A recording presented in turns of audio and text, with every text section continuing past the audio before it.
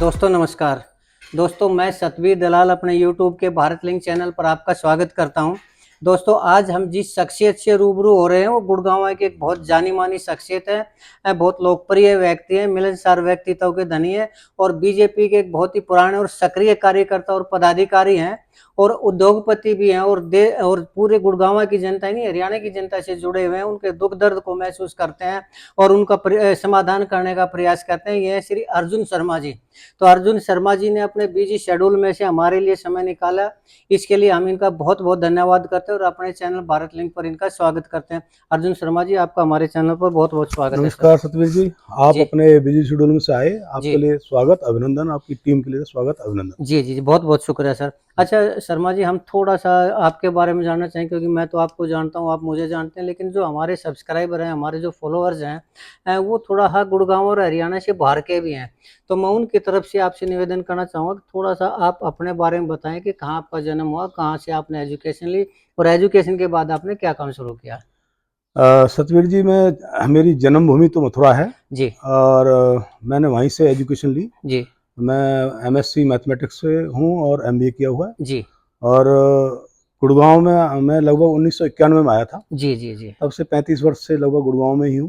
जी और जी गुड़गांव में आके पहले मैं एमएनसी में जॉब करता था, हम्म, वाइस प्रेसिडेंट था एक जी कंपनी में। जी जी उसके जी बाद फिर मैंने अपना व्यवसाय, अपनी फैक्ट्री खोली और बहुत अपना बढ़िया, व्यवसाय में लगा हुआ हूँ। बहुत बढ़िया सर। तो आप आरएसएस से कब जुड़े सर। मैंने जी प्रथम वर्ष शिक्षित हूँ मैं जी आरएसएस से। जी जी सन जी 86 में जब मैं बीएससी कर रहा था, जी तब मैंने प्रथम वर्ष किया था। जी और आरएसएस से जुड़ा हुआ इसलिए हूँ क्योंकि 12 वर्ष की उम्र से ही मैं शाखा में जाना स्टार्ट कर दिया अच्छा था। बहुत बढ़िया। तो अपना जो गांव है, उस गांव से आरएसएस में लगभग उस टाइम 100% लोग आरएसएस से आरएसएस से जुड़े हुए जुड़े, थे। बहुत बढ़िया सर। और उस विधानसभा से जनसंघ से ही विधायक भी हम्म, हमारे परिवार से ही जी रहे थे। जी जी जी जी। तो बीजेपी से कब जुड़े फिर आप। बीजेपी से फिर मैं जैसे 91 में गुड़गांव आया तो एक विचारधारा से जुड़ा हुआ था। हम्म, सक्रिय नहीं था, हम्म, लेकिन भारतीय जनता पार्टी से जुड़ा हुआ था। हम्म, 1999 में डॉक्टर सुधा यादव जी को टिकट मिली थी जी लोकसभा जी से, मिली थी। तो उनके साथ में, उनके समर्थन में थे। हम्म और पूरी सक्रियता के साथ में मैं 2009 में हम्म बीजेपी में हम्म जुड़ा था, हम्म। जिससे कि 24 घंटे समर्पित अब 2009 से आपके भारतीय पास जनता पद पार्टी के क्या लिए हूँ। क्या, आप पद क्या क्या रहे आपके मैं पास। पहले 2009 में जो है जिले की टीम में था। हम्म कमल यादव जी जो आज वर्तमान जिला अध्यक्ष हैं, हम्म वो जिला महामंत्री थे। हम्म उनके साथ में मैं जिला संयोजक था हम्म उद्योग प्रकोष्ठ का। हम्म और उसके बाद मैं विभिन्न दायित्वों पर रहा, हम्म बूथ अध्यक्ष भी रहा और हम्म शक्ति केंद्र भी रहा। हम्म, और उसके बाद मैं प्रदेश की टीम में 3 कार्यकाल से प्रदेश की टीम में था। जी प्रदेश मीडिया प्रभारी मजदूर मोर्चा रहा था, हम्म प्रदेश सह संयोजक आर्थिक हम्म प्रकोष्ठ रहा हम्म और पिछले कार्यकाल में प्रदेश सह संयोजक सेवा प्रकोष्ठ में था। हम्म तो अभी जो है हम्म, मैं जिला उपाध्यक्ष भारतीय जनता पार्टी गुड़गांव हूँ। जी जी जी बहुत का बढ़िया सर। दायित्व मिला हुआ है, तो जी मैं अब जी जी जी गुड़गांव की सेवा करना चाहता था, इसलिए मैं जी। गुड़गांव तो के। आप ने कभी कोई चुनाव लड़ा। नहीं जी, चुनाव मैंने कभी नहीं लड़ा। आप चुनाव लड़ना चाह रहे हैं। हाँ, अभी मेरी चुनाव लड़ने की इच्छा है। मैं सन 2014 में भी जिला मैं जो है गुड़गांव हाँ विधानसभा से चुनाव लड़ना चाहता था। हम्म जब उमेश अग्रवाल जी को टिकट मिली थी, तब भी हम्म मैं एक टिकट मांगने का हकदार था। हम्म तब भी मैंने मांगी थी। उसके बाद 2019 में सुधीर सिंगला जी को दे दी, तब भी मांगी थी। और हम्म। आज भी मैं टिकट आपको मांगने लगता है, में। आपको क्यों लगता है कि पार्टी आपको टिकट दे रही है, क्या किया है आपने पार्टी के लिए या गुड़गांव की जनता के लिए। देखिए, पार्टी के लिए अगर बात करें, पार्टी के लिए कोई ऐसा नहीं जो काम किया, काम करने वाली बात है। भारतीय जनता पार्टी में हम एक समर्पित कार्यकर्ता हैं। जी और समर्पित कार्यकर्ता के नाते भारतीय जनता पार्टी में कोई भी हम्म पदाधिकारी हो, हम्म कार्यकर्ता हो, टिकट मांगने का अधिकार है। हम्म और मैं भी गुड़गांव की जनता से जैसे हम्म 2009 से जो हम्म सक्रियता के साथ में लगा हुआ हूँ। हम्म तो सबसे पहले 2012 में जब मोदी जी की मोदी टी के नाम से जो थी, तो मैं हरियाणा का कन्वीनर था हम्म मोदी टी का। हम्म तो मैंने गुड़गांव के अंदर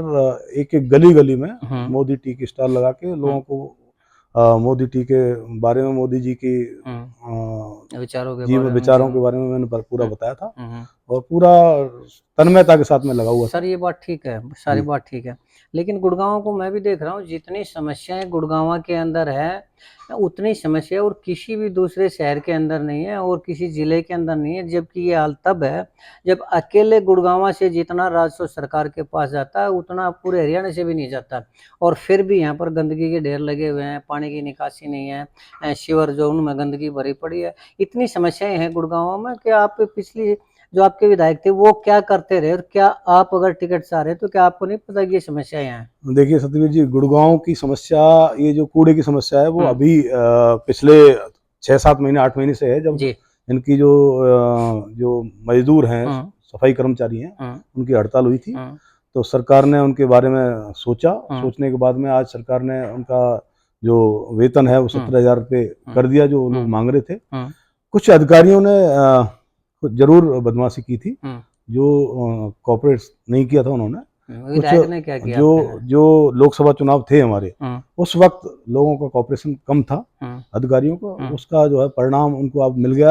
आदरणीय मुख्यमंत्री नायब सिंह सैनी जी ने जैसे यहाँ गुड़गांव ग्रीवेंस कमेटी के चेयरमैन भी हैं वो, तो वो अपना पर्सनल वो लेकर उन्होंने उनको वक्त दिया था कि 8 दिन के अंदर गुड़गांव के अंदर कोई कूड़ा नहीं मिलना चाहिए। तो मैं समझता हूँ 10 दिन 12 दिन हो गए इस बात को, और आज गुड़गांव के सब कूड़े उठ गए हैं, उठ चुके हैं, सब उठ चुके हैं। डेली का देखिए, डेली का लगभग जो औसतन गुड़गांव का 1200 टन कूड़े का वो है, आज की डेट में लगभग 3000 टन कूड़ा पर डे का उठ रहा है। पानी की निकासी का क्या है? पानी की निकासी के लिए देखिए, गुड़गांव की जब जनसंख्या थी, जब मैं 91 में गुड़गांव आया था, तब गुड़गांव एक छोटा एक शहर देखा जाता था। जी।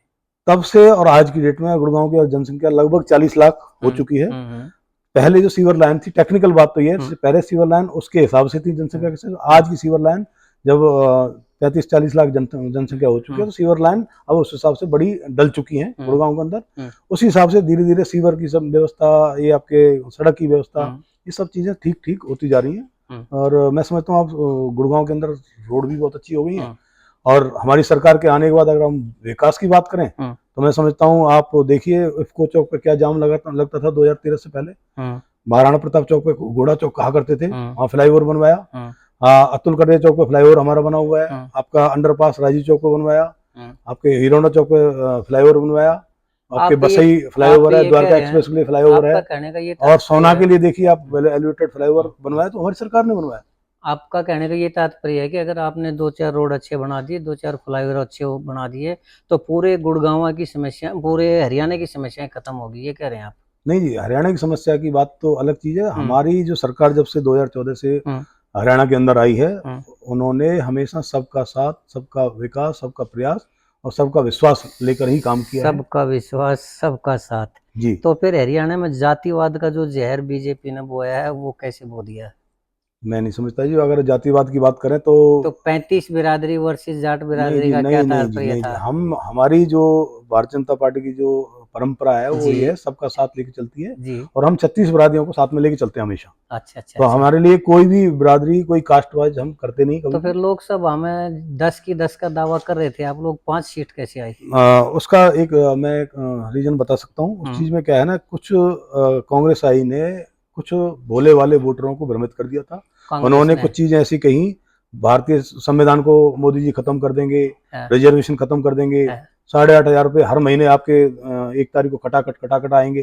तो कुछ लोग उस पर भ्रमित हो गए और भ्रमित होने के साथ उनको वोट डाल गए, बस। आपको नहीं लगता, आप गुड़गांव की बात कर रहे हैं, अगर हम गुड़गांव लोकसभा की बात करें तो क्या आपको नहीं लगता अगर जो टिकट 1 महीना पहले दी गई राज बब्बर को, अगर वो 6 महीने पहले दे दी जाती तो गुड़गांव की सीट भी कांग्रेस के खाते में जाती? देखिए जी, मैं अगर इस बात को मैं सहमत इसलिए नहीं हूँ क्योंकि अगर आप एक छोटा सा प्रश्न करूँ आपसे मैं, क्या राज बब्बर यहाँ लोकल रहने वाला है? पहली बात, क्या राज बब्बर को ने कुछ गुड़गांव के लिए कुछ काम किया? नहीं जी। इतनी वोट सिर्फ ये भ्रमित करके, अच्छा, सिर्फ रिजर्वेशन खत्म कर देंगे, आप ये बताइए, संविधान खत्म कर देंगे, तो ये कुछ लोग जो बेचारे भोले वाले लोग हैं, जो अनपढ़ लोग हैं, उनको पता नहीं था, उन्होंने काम कर दिया उसमें। आप दोबारा से वो हमारे साथ आ जाएंगे। आप ये बताइए कि आप टिकट के दावेदार हैं, तो आपने गुड़गांव के लिए क्या किया है?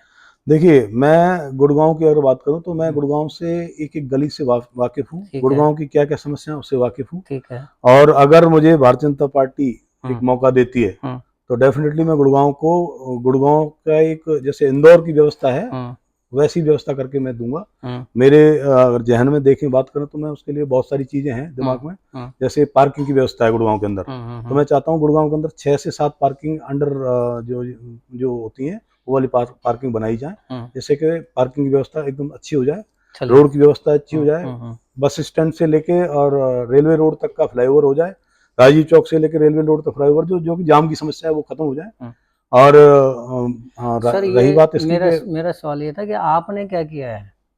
मैं तो समाज सेवी हूँ जी, मैं तो भारतीय आपने जनता क्या पार्टी का एक समाज सेवा कार्यकर्ता किया? हूँ। आपने और मेरे अंदर जितनी बुद्धि विवेक है, जितनी शक्ति है, जितनी मेरा प्रभाव है प्रशासन के ऊपर, मेरे दिन में अगर 100 फोन भी आते हैं तो मैं 100 फोन के काम कराने के लिए तत्पर रहता हूँ। हो सकता है उसमें से 60 लोगों के काम हो जाए, 40 के नहीं होते, लेकिन कोशिश में ये करता हूँ कि 40 के भी हो जाए। ये मेरा अपना समर्पण है। अच्छा, अब ये बताइए, हरियाणा के अंदर जो अक्टूबर में चुनाव होने जा रहे हैं, बीजेपी की क्या सिचुएशन, बीजेपी की कितनी सीट आएंगी और कांग्रेस की कितनी सीट आएंगी? देखिए, मेरा मानना है तीसरी बार डेफिनेटली नायब सिंह सरकार बनेगी और पूर्ण बहुमत के साथ में बनेगी। देखिए, आधार की बात करें तो भारतीय जनता पार्टी की सरकार ने इतने काम किए हैं कि अगर मैं पॉलिसीज की बात करूं, 38 पॉलिसीज भारतीय जनता पार्टी सरकार ने दी थी हरियाणा की। सर आप बिल्कुल सही कह रहे हैं, बहुत ज्यादा काम किए हैं। जैसे अपराध को बढ़ाया है हरियाणा के अंदर। हर आदमी आज लॉरेंस बिश्नोई जैसे गैंग से किसी न किसी गैंग से जुड़ा हुआ है। नशे के अंदर आज से 80-90% गांव के युवा हैं नशे से जुड़ चुके हैं, बेरोजगार हो चुके हैं। ये तो जो अपराध को खत्म करने के लिए पुलिस को मजबूत बनाने की थी, वहाँ होमगार्ड वाले भर्ती कर दिए। होमगार्ड वाले अपराधियों के पीछे भागेंगे क्या 20-20 हजार रुपए में? अब ये बताइए, और आप ये कह रहे कि बहुत ज्यादा काम किए हैं। सतवीर जी, देखिए, आपका जीता जागता उदाहरण अभी का है। एक हत्याकांड में जो लोग दोषी थे उनको अभी मुठभेड़ में मार गिराया। 3 आदमी हैं बाहु गैंग की। तीनों आदमी मार गिराए। जहाँ 30,000 हार्ड कोर क्रिमिनल हो, वहाँ 3 को आप मैं समझता हूँ। देखिए, अब सरकार इतने एक्शन में आ चुकी है कि किसी भी अपराधी को छोड़ा नहीं जाएगा। अच्छा, अब आ चुकी है तो आपका कहने मतलब ये खट्टर साहब नहीं थी अपराधियों के उसमें? नहीं, खट्टर साहब ने भी अपने हिसाब से किया था, ऐसा नहीं है, ऐसा नहीं कहूंगा मैं। लेकिन देखिए, कई चीजें ऐसी होती हैं कि आदमी जब जिस हिसाब से खट्टर साहब ने काम किए, मैं समझता हूँ बहुत ही उल्लेखनीय काम थे। और आज नायब सिंह जी आए तो और अच्छा कर रहे हैं वो। आप 24 घंटे जनता के लिए समर्पित हैं वो। कोई भी अगर किसी जनता की प्रॉब्लम है तो इमीडिएटली सॉल्व करते हैं। आप देखिए, रात को 12 बजे अगर जाते हैं तो 12:30 बजे भी नायब सिंह जी संत कबीर कुटीर पे मिलते हैं जनता से और उनकी समस्याओं का समाधान कराते हैं। अच्छा, तो ये बदलाव है। लेकिन जनता तो ये कह रही है कि आज भी जो सुपर सीएम है वो खट्टर साहब भी हैं, वो तो नाम मात्र के हैं। देखिए साहब, जनता का काम कौन कह रहा है? बेपक्के कहता है, जनता नहीं कहती। अच्छा, ठीक। नायब सिंह जी बखूबी बहुत अच्छी तरह से काम कर रहे हैं और इंडिपेंडेंटली काम कर रहे हैं। आपकी भविष्य की क्या योजना है ये बताइए? भविष्य की योजना है जी, देखिए, राजनीति में आदमी राजनीति करने ही आता है जी। मेरा भी एक मन है कि भाई मैं भी चुनाव लड़ूं। तो गुड़गांव विधानसभा से जैसे मैंने काम किया हुआ, तो गुड़गांव विधानसभा से मैं भी। चलिए, परमात्मा आपकी इच्छा पूरी करे। हर आदमी का अधिकार है सर, वो टिकट भी मांगे। जी। और परमात्मा की नजरों में भी ये है कि अगर वो अच्छा काम कर रहा है तो उसको होना भी चाहिए, आशीर्वाद भी मिलना चाहिए। आप भी 18-20 साल से पार्टी के लिए काम कर रहे हैं, 20-25 साल से, तो आपका भी हक पड़ता है कि टिकट की दावेदारी आप। मैं भी ये चाहता हूँ कि गुड़गांव जैसा साइबर सिटी जैसे बोलते हैं वैसे ही हम बनाएं। जो कमी हमारी सरकार में अब 10 साल में रह गई है, तो डेफिनेटली इस बार जब सरकार आएगी तो उसकी। बहुत बढ़िया सर, आपने हमें टाइम दिया, इसके लिए बहुत बहुत धन्यवाद। बस एक आखिरी सवाल मैं आपसे पूछना चाहूँगा, आप समाज को क्या संदेश देना चाहेंगे, ये बताइए? समाज को मैं ये संदेश देना चाहूँगा कि समाज जो एक्चुअल चीज़ है उसको देखे। जब सरकार 2013 तक कांग्रेस की सरकार थी, उसके कारनामे देखे, और हमारी सरकार, जब मोदी जी की सरकार 2014 में केंद्र में भी आई और हरियाणा में भी आई, उनके सब कार्यों को देखें। उसके बाद ही कोई अपना डिसीजन लें कि किसको वोट देनी चाहिए हमें। आपको लगता है कि वो देख के ही लोगों ने लोकसभा में अपना वो दिया है? नहीं, मैंने बताया सिर्फ कुछ लोगों को भ्रमित किया था और कुछ नहीं है। वो लोग सब हमारे पास में आएंगे, ये आप देख लेना। चुनाव जब विधानसभा के होंगे तो डेफिनेटली हम पूर्ण बहुमत की सरकार बनाएंगे और तीसरी बार हमारी पार्टी का ही मुख्यमंत्री होगा, नायब सिंह सैनी जी मुख्यमंत्री होंगे। ऐसा हमने पूरा वो कर दिया है। और मैं समझता हूँ, देखना, कार्यकर्ता हमारा समर्पित कार्यकर्ता है। जी, बहुत बढ़िया ही रहेगा। बहुत बढ़िया सर। तो दोस्तों, ये थे अर्जुन शर्मा जी, आपने अर्जुन शर्मा जी के विचारों को सुना। देखिए जहाँ तक अगर हमारी बात आती है तो हम तो जो समस्याएं लगती हैं या फिर जो प्रॉब्लम दिखाई देती है वो क्वेश्चन के रूप में उठाते हैं, लेकिन अर्जुन शर्मा जी जैसे लोग अच्छा काम कर रहे हैं, पार्टी के लिए भी अच्छा काम कर रहे हैं, गुड़गांव के लिए भी अच्छा काम कर रहे हैं और अपने और दूसरे चाहने वालों के लिए भी अच्छा कार्य कर रहे हैं। तो हमारी तो यही इच्छा रहेगी कि ऐसे आदमियों को मौका मिलना चाहिए और पार्टी को भी हम यही चाहेंगे कि ऐसे लोगों के बारे में ज़रूर कंसीडर करें, ताकि एक अच्छे आदमी को अगर मौका दिया जाए तो शायद वो काम भी बहुत बढ़िया करेगा। और आपने दोस्तों अर्जुन शर्मा जी के विचारों को देखा, हमने भी इनके विचारों को सुना, इसलिए इन्होंने हमें टाइम दिया, इसके लिए भी हम इनका बहुत बहुत धन्यवाद करते हैं। और आपने हमारी इस वीडियो को देखा, इसके लिए हम आपका भी बहुत बहुत धन्यवाद करते हैं। अगर आपको अर्जुन शर्मा जी के विचार अच्छे लगे तो हम चाहेंगे कि आप अर्जुन शर्मा जी की इस वीडियो को लाइक करें, शेयर करें और हमारे चैनल को दोस्तों सब्सक्राइब जरूर करें और ज़्यादा से ज़्यादा इस वीडियो को शेयर भी करें। इसके साथ ही अर्जुन शर्मा जी का भी और आपका भी बहुत बहुत धन्यवाद। नमस्कार, जय हिंद, जय भारत। आपका भी बहुत बहुत धन्यवाद सतवीर। जी जी जी, शुक्रिया सर। दोस्तों पुनश्च मैं एक चीज़ छोटी सी कहना चाहूँगा। आपने इस वीडियो में लगा हुआ कि मैं मोदी सरकार के खिलाफ हूँ या मोदी जी के खिलाफ हूँ, बिल्कुल नहीं दोस्तों। मैं भी मोदी जी का समर्थक हूँ और मोदी जी ने जो कार्य किया है उनका भी समर्थक हूँ। लेकिन पत्रकार का एक ये काम होता है कि वो जो भी महसूस होता है उसको उठाए और उसको सरकार तक पहुँचाए। ये बात सही है कि आज हरियाणा के अंदर क्राइम की स्थिति है वो बहुत ख़राब है। जो नशे के अंदर बच्चे घुसे हुए हैं वो भी एक बहुत ही दुखदायक, बेरोजगारी बहुत ज़्यादा है, ये भी एक हरियाणा के युवाओं के लिए बहुत ही बुरी परिस्थिति। तो मैं सरकार से निवेदन करना चाहूँगा कि इन चीज़ों के ऊपर ज़रूर देखें।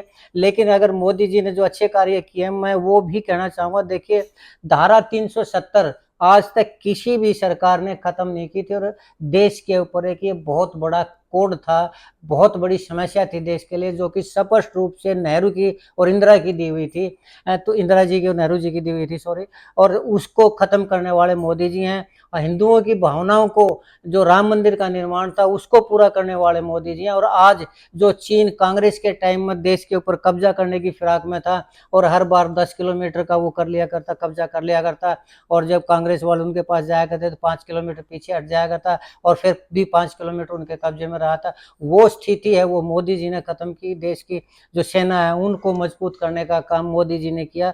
तो आप ये ना सोचें कि मैं मोदी जी के खिलाफ हूँ या बीजेपी के खिलाफ हूँ या कांग्रेस के पक्ष में हूँ। मैं एक निष्पक्ष पत्रकार हूँ जो किसी भी पार्टी का समर्थन नहीं कर सकता और किसी का विरोध नहीं कर सकता। अगर कोई समस्या है तो खुले रूप से मैं उसको उठाऊंगा, अच्छे कार्य हैं तो खुले रूप से मैं उनका भी समर्थन करूंगा। इसलिए ये ना सोचे कि मैं मोदी जी के खिलाफ हूँ। नहीं नमस्कार। सतवीर जी, आपने जो निष्पक्षता से जो बातें रखी उसके जी लिए मैं सराहना करता हूँ आपकी। जी जी जी और जिस हिसाब से देखिए जनता में जो काम करता है वो जनता जानती है। जी जी जी जी जिस हिसाब से मोदी जी ने काम किए डेफिनेटली ऐसे अच्छे काम जी किए हैं। और जी जी आपका काम भी यही है कि निष्पक्षता से चीजों को उठाएं, आईना दिखाएं। अगर कोई हमारे से त्रुटि हुई है तो डेफिनेटली उसको जी इम्प्रूव करेंगे जी और जी जो जो चीजें हुई हैं उनको आगे विकसित रूप जी में जी, लेके जाएंगे। शुक्रिया शुक्रिया सर, बहुत बहुत शुक्रिया।